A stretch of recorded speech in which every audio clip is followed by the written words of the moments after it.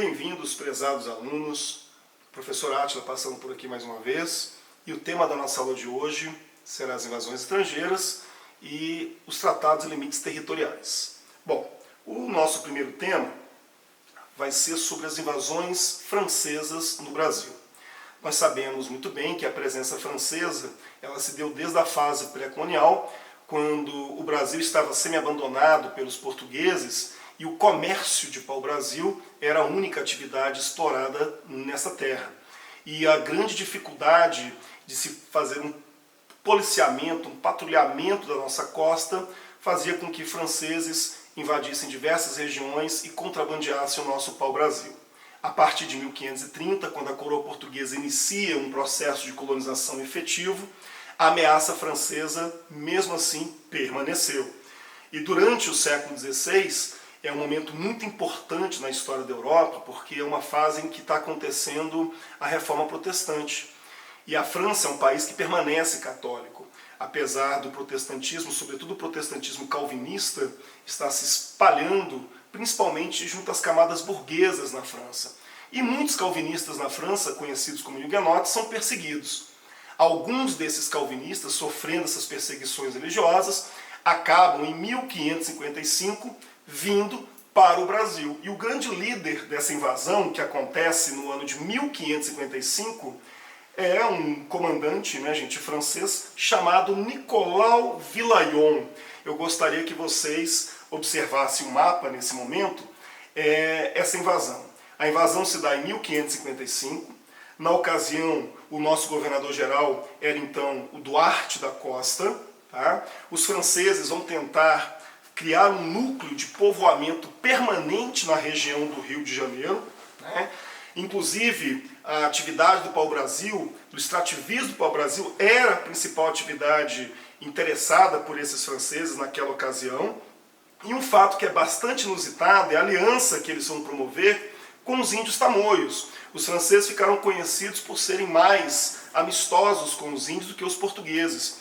E eles promovem uma aliança com esses índios tamoios, aliança essa que vai receber o nome mais tarde de famosa Confederação dos Tamoios. Vão permanecer no Rio de Janeiro durante 12 anos. Tá? Um outro governador-geral chamado Mendes Sá vai enviar o seu sobrinho, Estácio de Sá, que acaba, inclusive, falecendo nos combates contra os franceses, na tentativa de expulsá-los. E um papel que foi muito importante na expulsão dos franceses desta região foi exatamente o papel de dois padres, o padre Manuel da Nóbrega e o padre José Anchieta. Eles vão conseguir o apoio dos índios Tememinós. Os Tememinós eram inimigos dos índios tamoios, e liderados pelo cacique Araribóia, que faz uma aliança com os portugueses, depois de sangrentos conflitos, vão levar então à expulsão dos franceses do Rio de Janeiro. A colônia que eles tentaram fundar no Rio de Janeiro recebeu o nome de França Antártica. Apesar dessa expulsão, que se dá em 1567, várias outras tentativas de ocupação de regiões do Nordeste foram promovidas pelos franceses. E aí eles vão tentando invadir regiões, algumas fortificações estão sendo construídas pelos portugueses na tentativa de proteger o nosso litoral, até que no início do século XVII, os franceses, liderados por um comandante chamado Daniel de la Toche, acaba ocupando regiões no Maranhão. Nós temos em 1612 a fundação do Forte de São Luís, que mais tarde deu origem à capital do estado do Maranhão, que é a cidade de São Luís. O interessante é que essa ocupação no Maranhão ela durou somente 3 anos, ou seja, ela foi iniciada no ano de 1612, mas ela se encerrou no ano de 1615. E foram os franceses que introduziram na região do Maranhão a atividade de cotonicultura, ou seja, a atividade de algodão. Tá? Os portugueses vão ocupar o Forte de São Luís, mais tarde vão fazer a cidade de São Luís a partir desse forte, e os franceses, quando são expulsos da região do Maranhão, levando ao fracasso da sua colônia, a famosa colônia conhecida pelo nome de França Equinocial, acabam levando então a ocupação de regiões na Guiana. Tá? Então a expulsão do Maranhão, dos franceses do Maranhão, acabou levando, portanto, a ocupação de regiões na Guiana Francesa. Os conflitos com franceses em solo brasileiro ainda vão permanecer durante muito tempo, dessa vez agora invadindo da Guiana Francesa territórios no Amapá. mas isso a gente vai falar em outro momento. Bom, além da invasão dos franceses, a gente poderia destacar para vocês a invasão holandesa. Tá? Bom, esse tema já foi abordado em nossa aula sobre atividade açucareira. Então vou ser bem breve, vou resumir rapidamente, para que a gente não perca muito tempo com essa questão que já foi amplamente explorada em nossas aulas. Vamos lembrar aqui alguns pontos importantes. A indústria açucareira no Brasil é iniciada no século XVI. Quem são os financiadores da atividade açucareira no Brasil? Os holandeses. Qual era o interesse dos holandeses em financiar os engenhos de cana-de-açúcar? Os holandeses cuidavam do transporte, os holandeses refinavam açúcar e os holandeses distribuíam açúcar na Europa, fazendo com que a maior parte do lucro dessa atividade ficasse com os holandeses de Amsterdã. 10 vezes mais era o seu lucro em relação, aos senhores de engenho no Brasil. Qual é o grande problema? Bom, no final do século XVI, a gente não pode esquecer do acontecimento conhecido como a União Ibérica. A Espanha invade Portugal em 1580, em função de uma disputa pela sucessão do trono em Portugal, e nessa invasão espanhola, todas as colônias de Portugal, sejam elas africanas, asiáticas, ou na América, passam para o domínio espanhol, inclusive o Brasil. Então a primeira consequência da União Ibérica, que vai durar 60 anos, a União Ibérica ela vai de 1580 até o ano de 1640. Primeira consequência, por um lado, isso permite aos colonos portugueses terem acesso a ricas regiões que pertenciam à Espanha. O Tratado de Tordesilhas deixa de existir. Mas se ao mesmo tempo você tem vantagens econômicas, a gente também teve alguns prejuízos. E que prejuízos? A Espanha se envolvia em diversos conflitos na Europa. E, consequentemente, os conflitos que a Espanha estava envolvida acabavam se refletindo em suas regiões coloniais. E é nesse cenário que vai acontecer a invasão holandesa. O que você não pode esquecer, pessoal? A região dos Países Baixos, que hoje nós conhecemos como Bélgica e Holanda, um dia foi dominada pelo Império Espanhol. Tá? E no final do século XVI, coincidentemente, no momento em que se iniciava a União Ibérica, uma parte da Holanda, na verdade algumas províncias holandesas, vão conquistar sua independência em relação à Espanha. E essa independência não foi feita de maneira pacífica, muito pelo contrário, sangrentos conflitos marcaram a luta pela independência dos holandeses em relação ao Império Espanhol. E em resposta a tudo isso, a Espanha resolve simplesmente proibir os holandeses de realizarem qualquer atividade comercial com as colônias que estivessem sob o domínio da Espanha. Resultado: os holandeses, em represália, no início do século XVII, vão fundar 2 companhias de comércio. A primeira é criada no ano de 1602 e recebe o nome de Companhia das Índias Orientais. Qual é o papel dessa empresa holandesa? Invadir regiões na África e regiões na Ásia.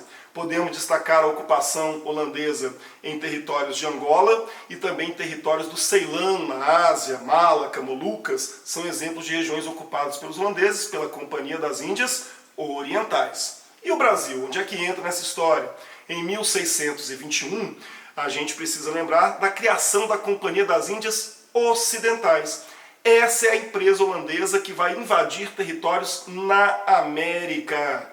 Resultado, gente, a partir de 1621, os holandeses pretendem criar um núcleo de ocupação permanente em solo americano, em especial nas áreas de grande produção açucareira que havia sido inicialmente financiadas por eles e que agora, por questões de restrições da coroa espanhola, eles não tinham mais acesso. Por esta razão, vamos aqui para o mapa, a gente consegue perceber o seguinte no nosso mapinha, olha só.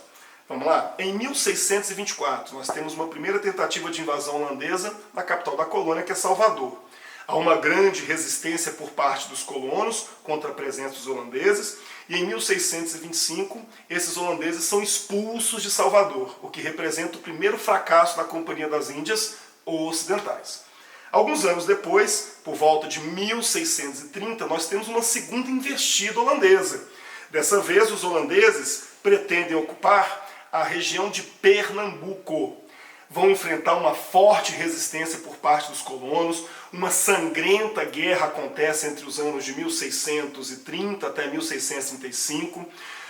Os holandeses vão sair vitoriosos, né, gente? Inclusive nós temos o famoso episódio do Calabar, que dentro da nossa historiografia tradicional foi considerado um traidor, porque ele teria ajudado os holandeses a invadir a região de Pernambuco e a vencer a resistência dos colonos, né?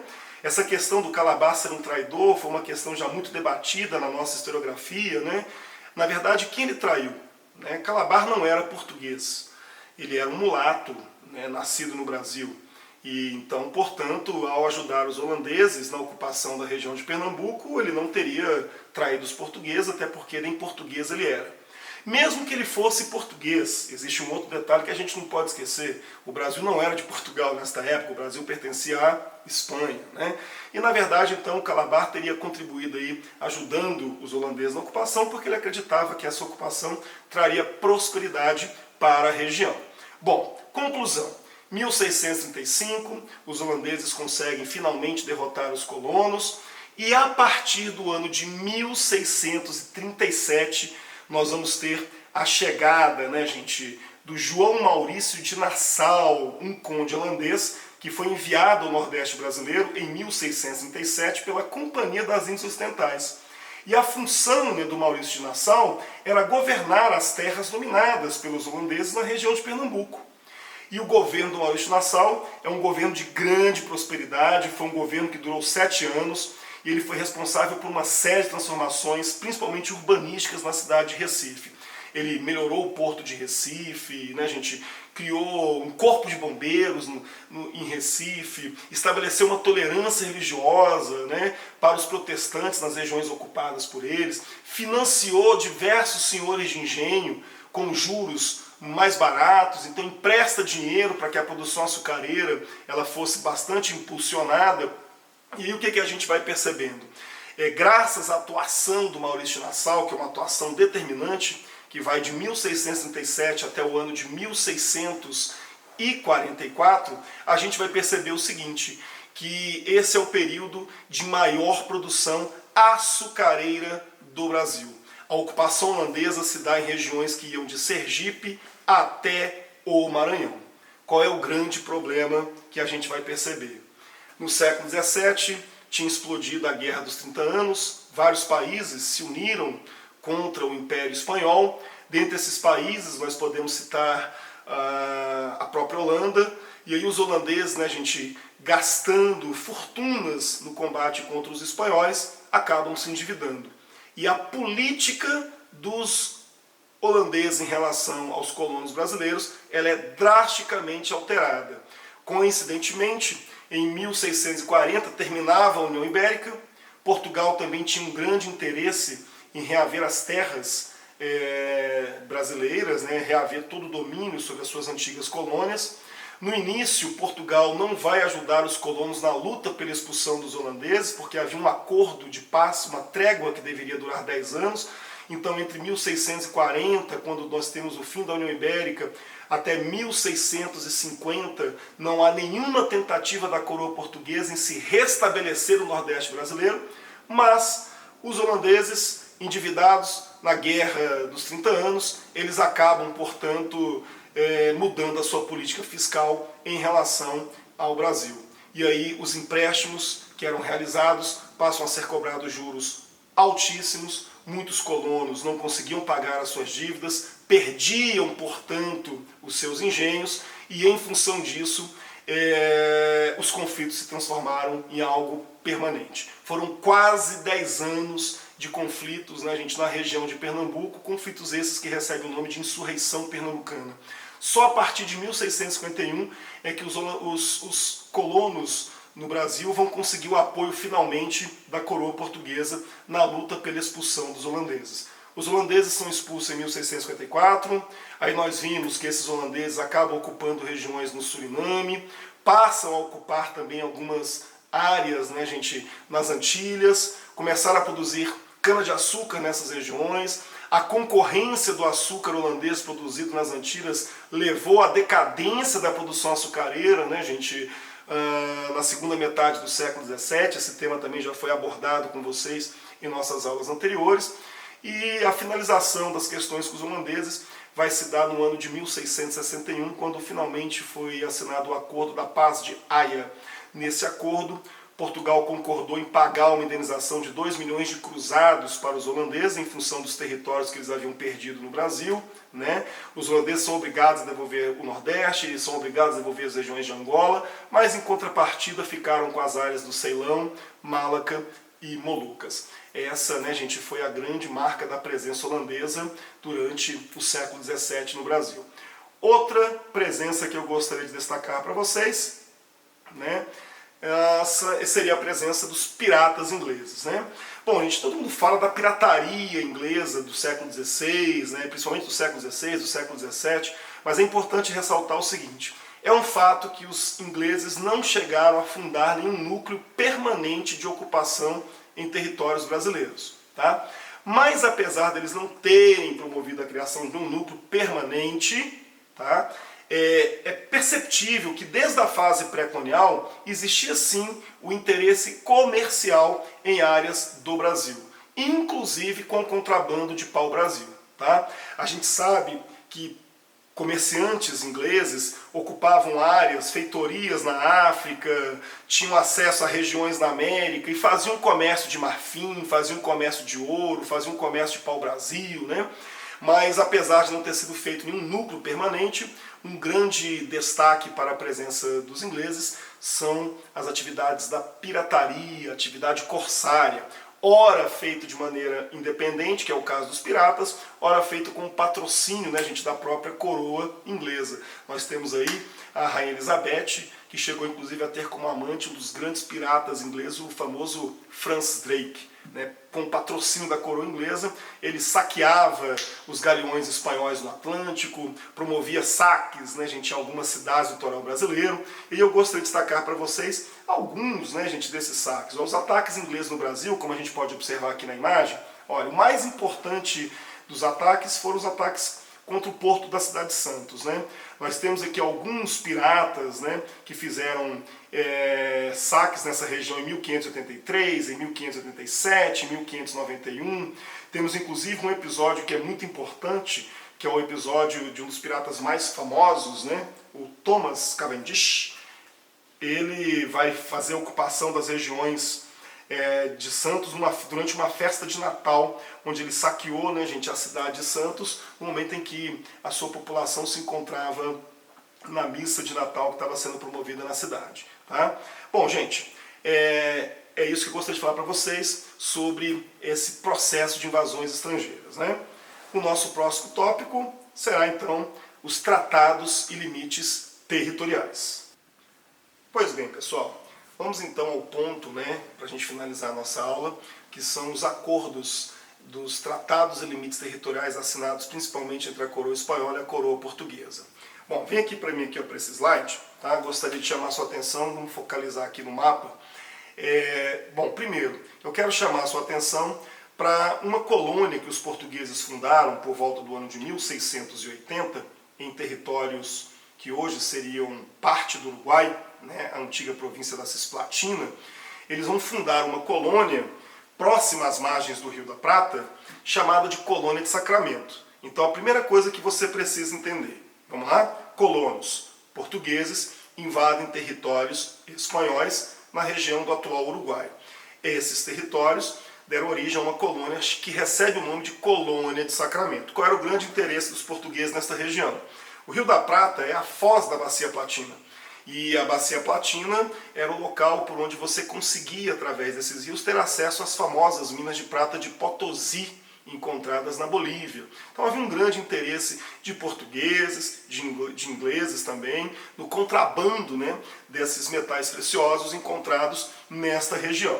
Bom, vamos lá. O tratado que é assinado no ano de 1681, lembrando, 1680, portugueses fundam a Colônia de Sacramento. E em 1681 é assinado finalmente o Tratado de Lisboa. O que diz esse tratado, né? Olha só, em 1681 o Tratado de Lisboa, o Tratado Provincial, que é assinado entre Portugal e Espanha, faz com que os espanhóis reconheçam a posse portuguesa da Colônia de Sacramento, localizada no Rio da Prata. Porém, o que acontece? O direito de posse não é a mesma coisa que direito de propriedade. Tá? Então, gostaria de que você olhasse aqui para mim agora. é o seguinte, gente, a posse é o direito de usufruto. O direito de propriedade é o direito, né, que faz com que a terra se torne portuguesa.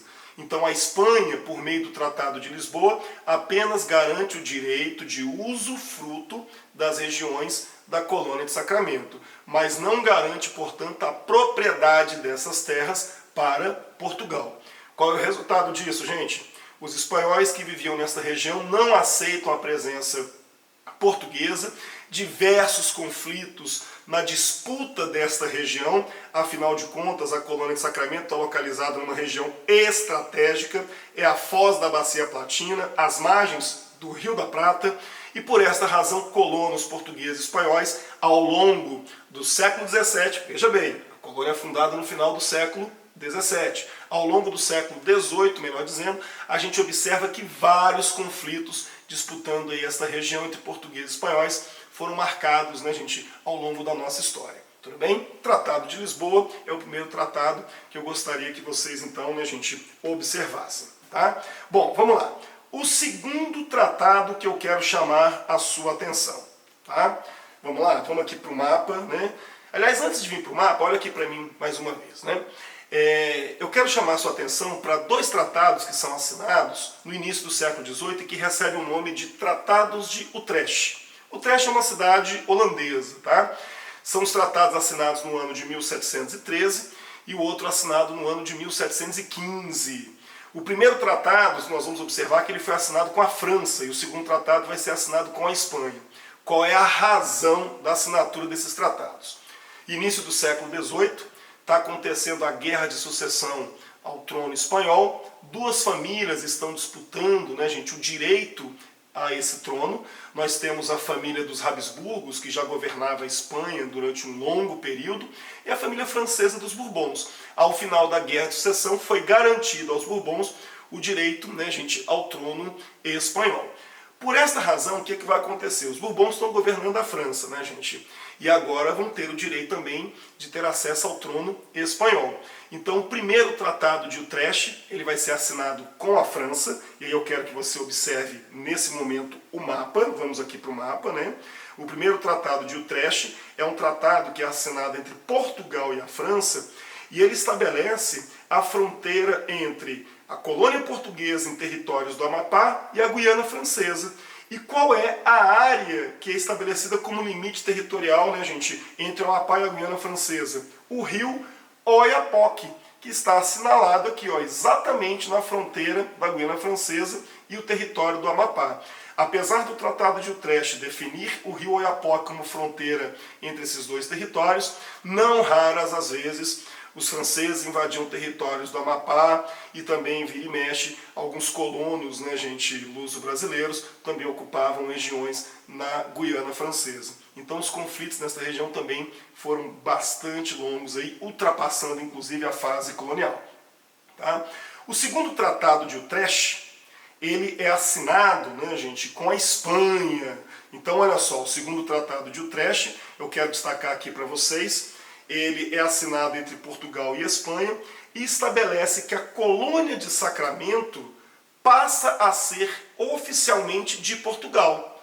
Então olha só que interessante, né? Volta aqui para mim agora, nesse momento, e observa bem. O primeiro tratado de Utrecht é um tratado que delimita as fronteiras do Brasil ao norte. Então o que você percebe? O rio Oiapoque passa a ser a nossa referência de limite territorial entre Amapá e Guiana Francesa. No caso do tratado de Utrecht, o segundo tratado de Utrecht de 1715, que é assinado com a Espanha, ele delimita as fronteiras do Brasil ao sul. E eu quero destacar para você, nós vamos mostrar isso no mapa, né? A região do Rio Grande do Sul está sendo delimitada como território português, com exceção de uma área conhecida como a região dos Sete Povos das Missões. Esta região dos Sete Povos das Missões, no Rio Grande do Sul, ela tinha sido ocupada por missionários jesuítas espanhóis que catequizavam índios guaranis. Então essas áreas pertenciam à Espanha, então o Rio Grande do Sul passa a ser de Portugal sem a área de Sete Povos das Missões, mas a colônia de Sacramento, né, gente, oficialmente passou a ser de Portugal. Cuidado com isso. O fato da colônia de Sacramento ter sido entregue para a coroa portuguesa pelo segundo Tratado de Utrecht não garantiu aos portugueses que viviam em Sacramento uma tranquilidade nesta região. Muito pelo contrário. Os espanhóis que viviam, né, aos arredores da colônia de Sacramento vão entrar em conflitos permanentes com os portugueses, né, gente? Ora tentando expulsá-los. Então o que a gente percebe? Tem momentos em que Sacramento está sob domínio da Espanha, tem momentos que Sacramento está sob domínio de Portugal, tá? Ou melhor dizendo, tem momentos em que a colônia de Sacramento está sob domínio dos colonos portugueses e tem momentos que está sob domínio dos colonos espanhóis, independente da assinatura dos acordos, né, gente, entre as duas coroas ibéricas. Perfeito? Agora, o terceiro tratado, né, o quarto tratado, na verdade, né, gente, que eu gostaria de chamar a sua atenção. Esse é o mais importante dos tratados. Esse é o tratado, né, gente, que costuma cair com mais frequência em prova, né? Dificilmente você vai ter questões nos vestibulares que falam sobre os tratados e limites territoriais, mas eventualmente isso pode cair, tá? Então o que eu costumo dizer para os meus alunos?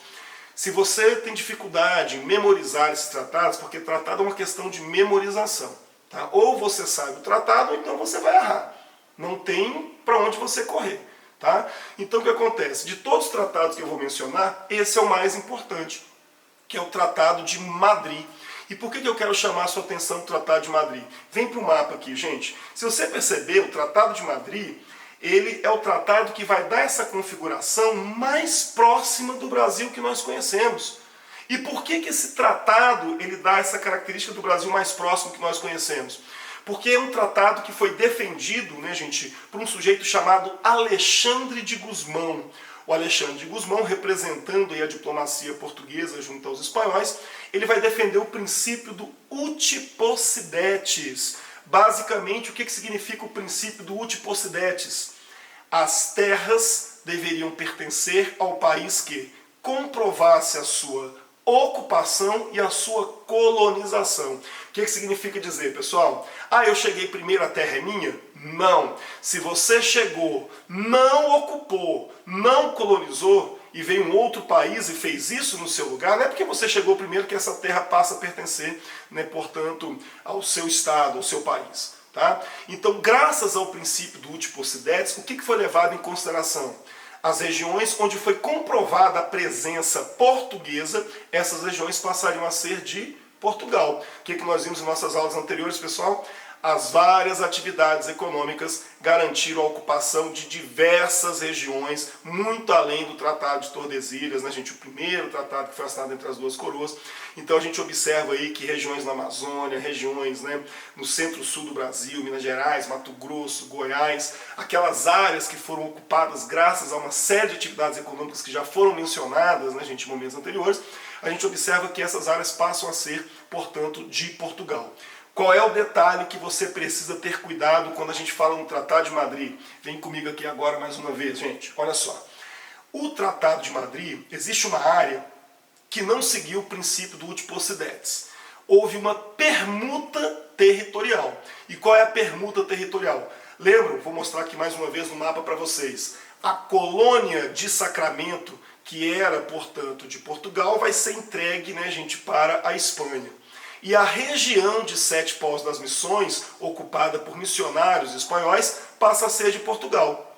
Então, por isso que a gente fala que o Tratado de Madrid, ele traz uma configuração muito próxima do Brasil que nós conhecemos, tá? Porque parte do Rio Grande do Sul passa a ser da coroa portuguesa e a colônia de Sacramento, a gente localizada em territórios uruguaios, passa então a ser da Espanha.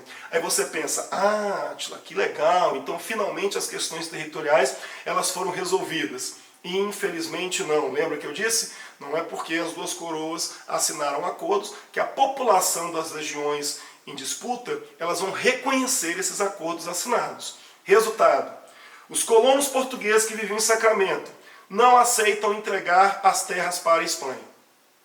Gerou conflitos nas colônias da colônia de Sacramento entre colonos espanhóis e portugueses. Quando a Espanha entrega Sete Povos das Missões para Portugal, colonos luso-brasileiros vão tentar ocupar a região, o que acontece? Índios guaranis, muitos deles associados a alguns missionários jesuítas espanhóis, entram em conflitos contra os colonos luso-brasileiros. E isso gera o que, gente? As guerras guaraníticas, que vai culminar com o extermínio dos diversos povos, os 7 povos que ocupavam, né, gente, aquela região, promovendo aí um grande massacre. Em função desses conflitos das guerras guaraníticas e também em função dos conflitos na região da colônia de Sacramento, o que a gente observa? Vamos aqui mais uma vez aqui para o mapa, a gente vai observar que vai ser assinado em 1761 o Acordo de El Pardo. Ou seja, o que significa o Acordo de El Pardo, gente? Olha, as dificuldades em expulsar os missionários e os atritos entre os portugueses e espanhóis levaram à anulação do Tratado de Madrid. Ou seja, aquele tratado que deu uma configuração muito próxima do Brasil de hoje, que nós conhecemos, inclusive a permuta territorial entre Sacramento e Sete Povos das Missões, ele foi, portanto, anulado. O que significa dizer? Que as áreas, principalmente Sacramento e Sete Povos das Missões, vão continuar sendo áreas de disputa. Aí você vai se perguntar, Átila, tudo bem, por que então, se o Tratado de Madrid foi anulado pelo Acordo de El Pardo, por que esse tratado ele vai ser considerado o tratado mais importante do Brasil? Vocês vão perceber que lá na frente o Tratado de Madrid ele serve como referência para outro tratado que vai ser assinado. Tá? E aí, para a gente finalizar a nossa aulinha de hoje, eu gostaria de chamar a sua atenção para os 2 últimos tratados da fase colonial, que o primeiro deles é o Tratado de Santo Ildefonso. Vamos mostrar aqui no mapa para vocês mais uma vez, né?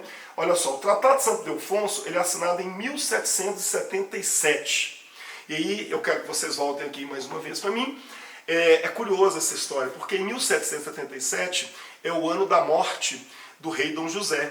E sua irmã, a Dona Maria, né, que vai ficar conhecida em nossa história como a Maria Louca, ela assume o trono de Portugal. Lembrando que a Maria Louca, ela vai ser a mãe do Dom João, né, gente? E vai, inclusive, vir com a comitiva portuguesa que desembarcou no Brasil em 1808. Qual que é o fato mais importante que você precisa entender? Em 1777, aconteciam conflitos na Europa que colocavam as 2 coroas, portuguesa e espanhola, em lados opostos. E em função desses conflitos que estavam acontecendo lá fora, ocorreram alguns reflexos no Brasil. Espanhóis invadiram territórios em Santa Catarina, em especial o território da ilha de Santa Catarina, mais tarde, né, gente, conhecida como território de Florianópolis. E aí a rainha, né, Maria a Louca, vai ficar conhecida mais tarde como Maria Louca, porque realmente comprovou que ela tinha problemas mentais. A rainha Maria Louca ela faz um acordo com a coroa espanhola, que é a assinatura em 1777 do Tratado de Santo Ildefonso. No Tratado de Santo Ildefonso, o que a Maria Louca faz? Ela abre mão de qualquer disputa territorial em Sete Povos das Missões, em Sacramento. Então, portanto, a rainha Maria Louca ela entrega, né, essas regiões de bandeja para a Espanha, desde que os espanhóis abandonassem as áreas que haviam sido ocupadas no território de Santa Catarina. Do ponto de vista territorial, é um tratado absurdo, né, gente? Porque para a coroa portuguesa acabou que ela teve uma perda territorial, abrindo mão de Sacramento, né, abrindo mão de qualquer disputa em Sete Povos das Missões, sem ter nenhuma indenização desses territórios, né? Não é por acaso que ela vai ficar conhecida depois como Maria Louca. E aqui, né, gente, voltando mais uma vez para o mapa que eu estou colocando, em 1801 nós temos aí um tratado que é bem interessante, assinado no início do século XIX. Esse tratado é consequência também de conflitos que envolviam a coroa francesa e espanhola, que eram aliadas contra Portugal. Tá? É importante ressaltar que havia uma disputa de uma área na Península Ibérica chamada como território de Olivença, é a famosa Guerra das Laranjas, e como consequência desse conflito, lá na Europa, na Península Ibérica, a gente tem a assinatura do Tratado de Badajoz. Quem está à frente da coroa portuguesa já é o príncipe Dom João, tá, gente? A Maria Louca tinha sido afastada por questões óbvias, por problemas mentais. O príncipe Dom João teve que assumir o trono da coroa portuguesa como regente do país, né? Nem era para ele ter assumido, porque ele tinha um irmão mais velho, mas como o irmão dele mais velho, que estava sendo preparado para ser o rei de Portugal, faleceu antes de ser coroado rei, acabou, né, gente, que o príncipe Dom João Feio assumiu a regência de Portugal meio que a toque de caixa. Mas apesar disso, o que a gente observa? Em 1801 é assinado o Tratado de Badajoz. E aí, gente, o Tratado de Badajoz, ele traz como referência, adivinha o quê? O Tratado de Madrid. Então, pelo Tratado de Badajoz, a colônia de Sacramento fica com a Espanha, mas a região de Sete Portas das Missões passa a ser de Portugal, e por esta razão o Brasil, né, gente, tem uma dimensão muito próxima do Brasil que nós conhecemos. Com exceção de algumas áreas disputadas na região do Amapá, com exceção do Acre, eu já falei para vocês em aulas anteriores, vai ser anexado somente no início do século XX, Tratado de Petrópolis. O Brasil que nós conhecemos hoje, ele é definido pelo Tratado de Badajoz, que teve como referência o Tratado de 1750, conhecido como Tratado de Madrid. Meus sinceros agradecimentos para vocês que tiveram a paciência, né, de assistir esse vídeo até agora e até o nosso próximo encontro. Até logo, pessoal!